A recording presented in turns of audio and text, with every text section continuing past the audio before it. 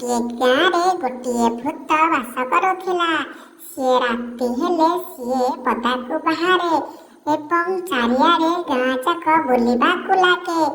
यह देखि गाँ लोक माने बहुत डरी जाती एवं घर छोट बुढ़ा पिला केही भी बाहरती नहीं, कारण तांको भूत खाइजिब।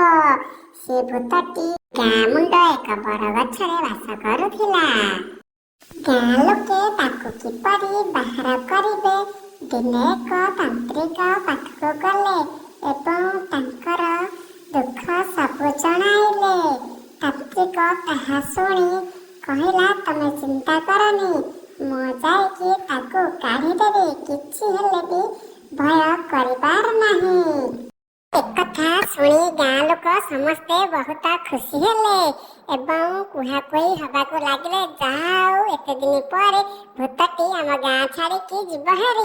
एक दिन गुणियाटी आसी से भूतटीकू ता मंत्र बଳରେ ता सिद्धि बଳରେ ताकू बांधी नहीं गला।